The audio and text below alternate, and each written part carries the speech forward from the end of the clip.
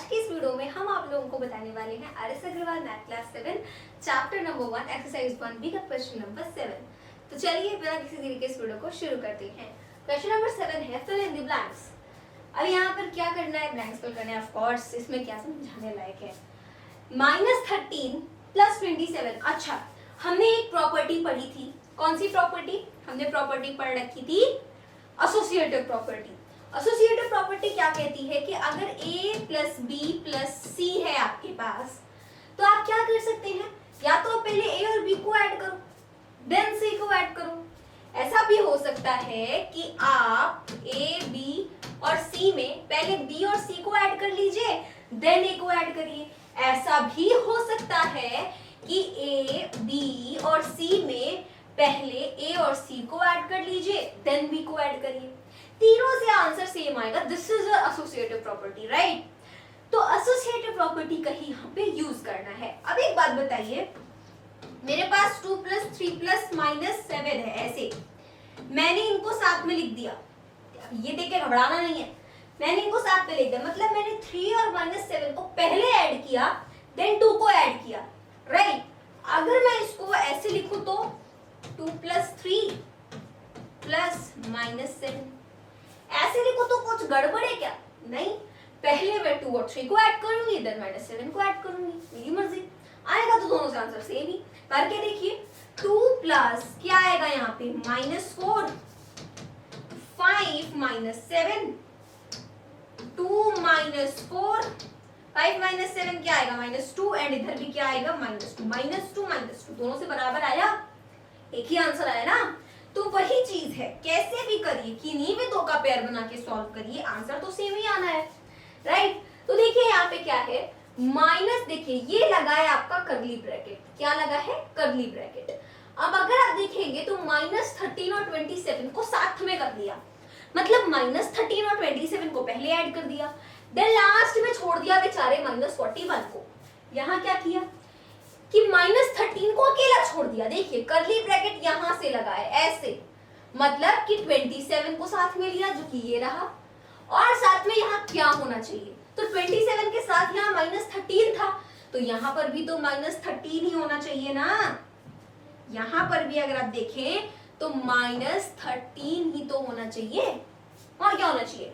अगर मैंने इन दोनों को पहले कर दिया, ठीक है, एंड देन इसको अकेला छोड़ दिया, देन मैंने इसको क्या करा, मैंने -13 को अकेला छोड़ दिया। बताइए यहाँ पे क्या होना चाहिए? क्या यहाँ पे -13 होना चाहिए? नहीं, -13 तो यहाँ लिख दिया ना भैया, वो तो लिख दिया बाबू भैया, उसको थोड़ी लिखेंगे दोबारा।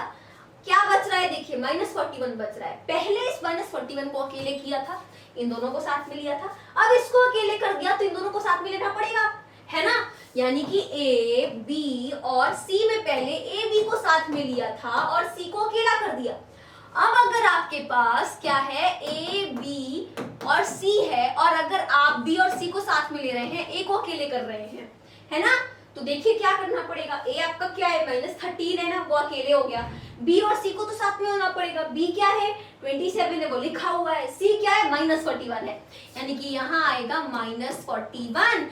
इसको देख करके कि यहाँ -13 है, वहां भी -13 लिख दिया तो गलत हो जाएगा। सेकेंड पार्ट देखिए, -26 अकेला दिख रहा है, साथ में क्या दिख रहा है, -49 और -83, ठीक है।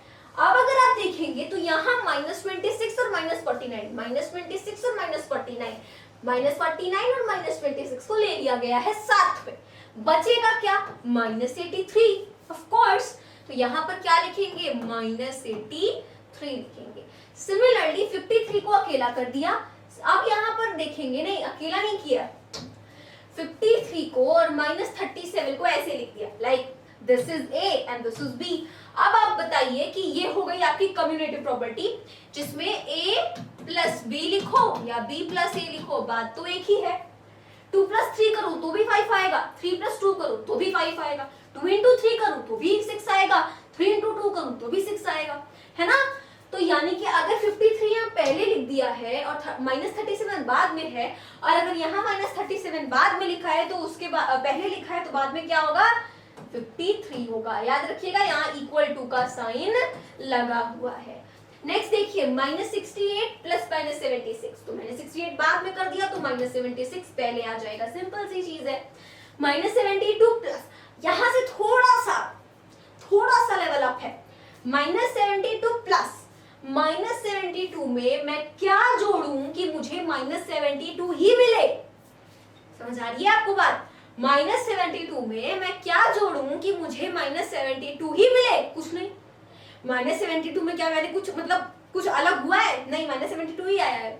अगर आपने यहाँ पर 1 किया, -1 किया, लाइक सबसे फर्स्ट आपके दिमाग में नंबर क्या आएगा? 1, तो 1 किया या -1 किया, डिफरेंस आ जाएगा।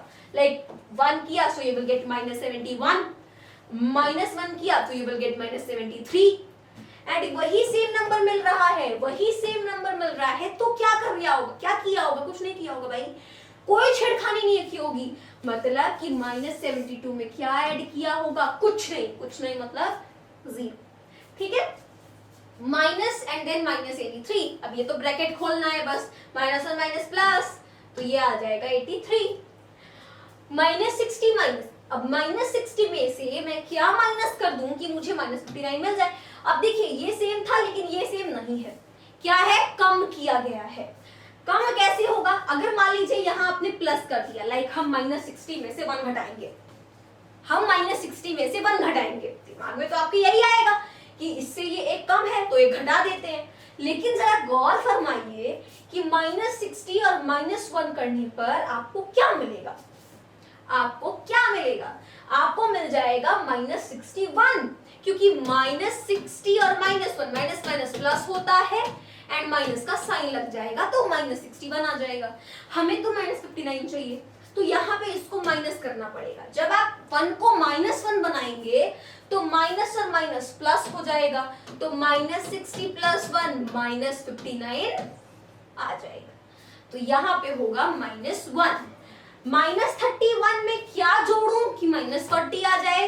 तो उसमें आपको अगर 1 जोड़ेंगे, फिर से गड़बड़, अगर आपने सॉरी तो 40 है ना, तो 31 और 40 के बीच में कितना गैप है? 9, तो अगर आप 9 मान लीजिए ऐड कर देते हैं तो माइनस और प्लस मिलके तो माइनस हो जाएगा, 31 में से 9 घटा दिया जाएगा, तो 31 में से अगर 9 घटा देंगे तो गड़बड़ हो जाएगी, 40 आएगा ही नहीं, तो यहाँ पे -9 करना पड़ेगा। जब आप -9 करेंगे तो plus minus minus and -31 - 9 will be minus,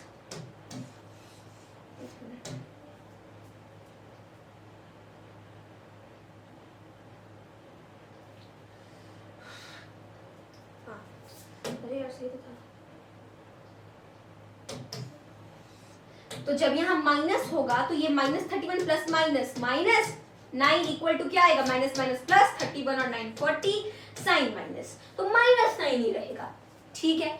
तो कुछ ट्रिकी सवाल है कि ये नहीं बस 1 कर दिया, ओहो -60 में से 1 जाएगा तो -59 तो आ जाएगा, अरे उसको ढंग से सॉल्व तो करो पहले, साइन वगैरह खोल के, -61 आ रहा है, ठीक है। तो ये था आपका फिल द ब्लैंक्स। मिलते हैं अपने अगले वीडियो में, तब तक के लिए मेरे सभी दोस्तों को मेरी तरफ से जय हिंद, जय भारत।